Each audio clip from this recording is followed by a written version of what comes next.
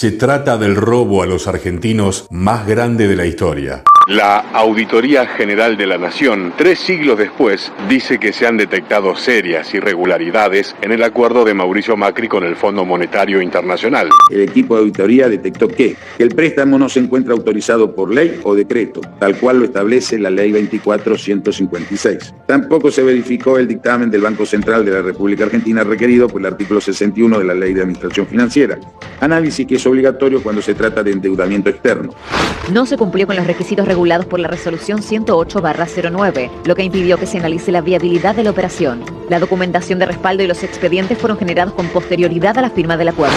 En este periodo de gobierno, el presidente Macri se endeudó la Argentina en 100.000 millones de dólares en endeudamiento externo. Esta cuenta de inversión 2018 estamos analizando en una etapa de alto endeudamiento externo, el más alto de la Argentina, de la historia argentina.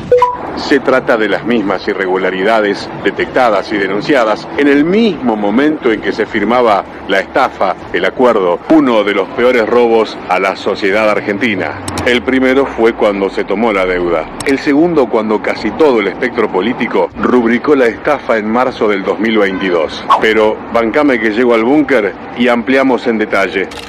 La Auditoría General de la Nación es la que se encarga de alguna manera de certificar si las acciones de una administración han sido legalmente válidas o no, o tienen irregularidades. Por si el trolaje macrista está alterado, les digo que está conformada por 7 miembros. El auditor general es de signo radical porque, por ley, lo propone el partido de la oposición con más miembros en el Congreso.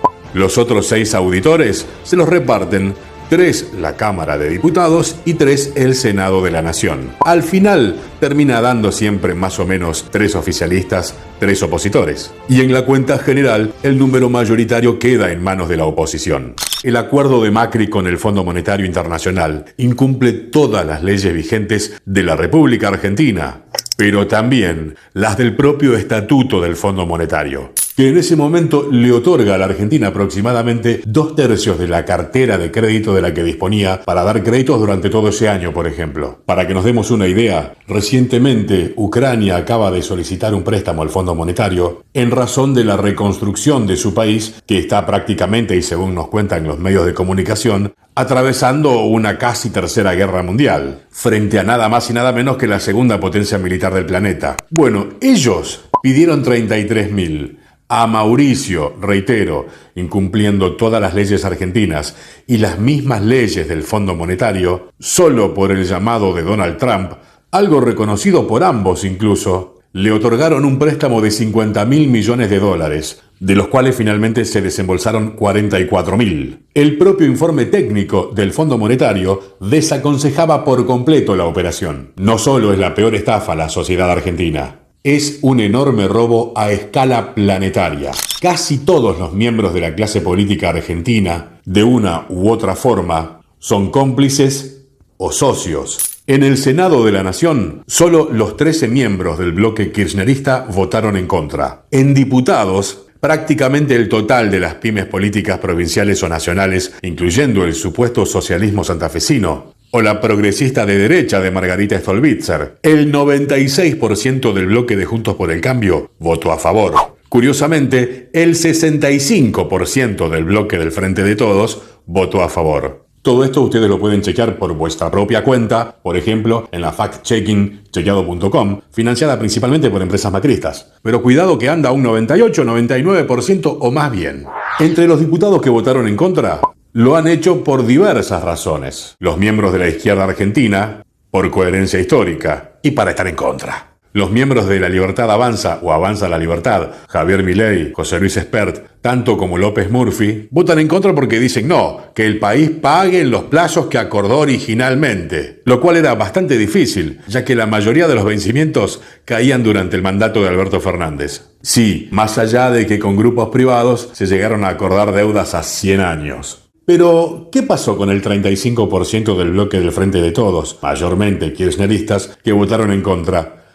Me permito sospechar que de todo. Creo que la mayoría lo habrá hecho por una cuestión de coherencia histórica. Pero hubo el caso de una de las diputadas que votó contra el acuerdo, que en una entrevista pública reconoció que lo hizo por la holgadez del número que había juntado el oficialismo en la Cámara de Diputados, que si el oficialismo no hubiera llegado al número, ella hubiera votado a favor. Ojo que hubo mucha gente y gente importante, gente que uno supone que es luchadora de las causas populares, que de alguna manera avalaba esta votación.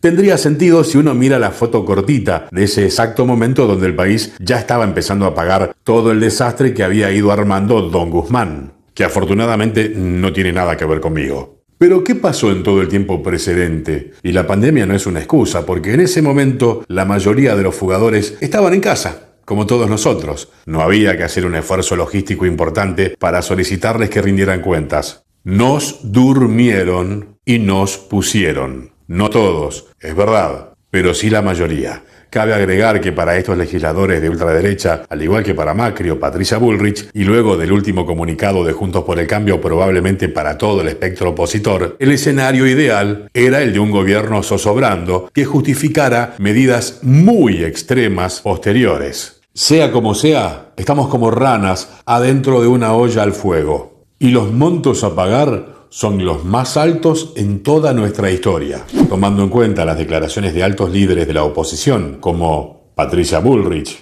Fernando Iglesias, Waldo Wolf, el propio Mauricio Macri o Javier Milei. El fantasma de Grecia, entregando parte de su territorio para saldar parte de sus deudas, comienza a estar cada vez más lejos de la elucubración conspiranoica y más cerca de hechos casi palpables, y cada vez más cerca de un verdadero golpazo para la nación. Si te gustó, apoyá likeando, siguiendo, guardando, pero sobre todo comentando y compartiendo. Ayúdame a difundir este contenido y estas nociones que en ningún medio masivo van a ser tratadas sin cortapisas como acá.